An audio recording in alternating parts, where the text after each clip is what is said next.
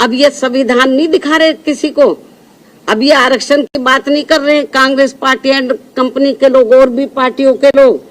तो अभी नहीं ये संविधान की बात करे ना इनके आरक्षण की बात कर रहे। तो इसलिए मेरा यही कहना है इन सभी पार्टियों से, चाहे बीजेपी है कांग्रेस है, केवल आश्वासन देने से बीजेपी की ओर से आश्वासन आया, माननीय प्रधानमंत्री जी द्वारा केवल आश्वासन आया। पिछले कुछ दिनों से देखा जा रहा है कि बहुजन समाज पार्टी की सुप्रीमो मायावती अपने अलग अंदाज में देखी जा रही है। आपको चले तो जब से सुप्रीम कोर्ट का आरक्षण के वर्गीकरण को लेकर फैसला है, उसके बाद में बसपा सुप्रीमो मायावती ने जबरदस्त, आपको बताया चले तो राहुल गांधी और अखिलेश यादव सहित बीजेपी को जमकर रोस्ट कर दिया। और जो लोग कहते थे कि बसपा सुप्रीमो मायावती एक्टिव और बोलते नहीं है, उनकी आज की वो प्रेस कॉन्फ्रेंस आप सभी को सुननी चाहिए। आपको बताया चले तो वो तमाम बातें हम आपको आगे पूरी बातें सुनवाएंगे, लेकिन उससे पहले आपको चले तो आज बहुजन समाज पार्टी की सुप्रीमो मायावती ने बड़ी प्रेस कॉन्फ्रेंस करते हुए सबकी बोलती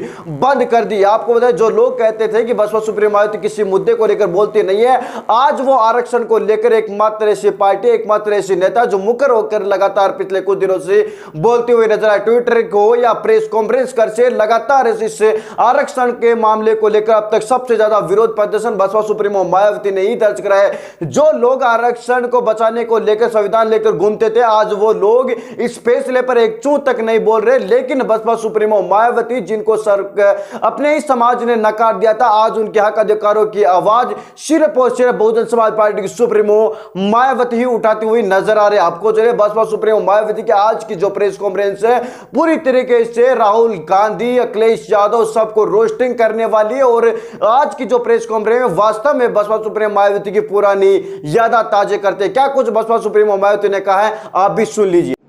इसी विषय पर कल दिनांक 9 अगस्त 2024 को टेलीविजन के चैनलों में यह दर्शाया गया कि बीजेपी के एससी व एसटी के सभी सांसद माननीय प्रधानमंत्री जी से मिले हैं और उन्होंने भी प्रधानमंत्री जी को माननीय सुप्रीम कोर्ट के इस निर्णय से आरक्षण खत्म होने की स्थिति उत्पन्न हो गई है, इससे अवगत कराया, जिस पर माननीय प्रधानमंत्री जी ने उन्हें ये आश्वासन दिया कि एससी व एसटी वर्गों के आरक्षण में क्रीमी लेयर तथा उनका उप वर्गीकरण नहीं होने दिया जाएगा, इस पर गौर किया जाएगा। प्रधानमंत्री जी द्वारा अपने सांसदों को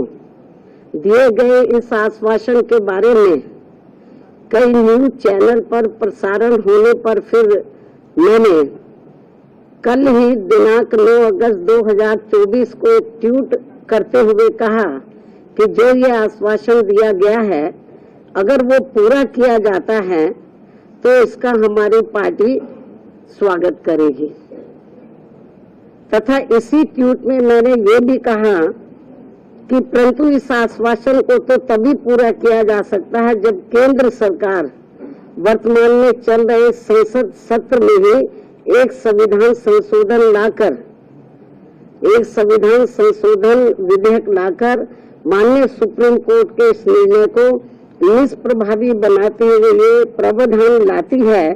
कि एससी एवं एसटी वर्गों के आरक्षण के लिए इन जातियों को कभी भी उप वर्गीकृत नहीं किया जा सकेगा तथा इन पर क्रीमी लेयर भी लागू नहीं होने दिया जाएगा। और साथ ही मैंने ये भी कहा कि आज इस मामले में विषम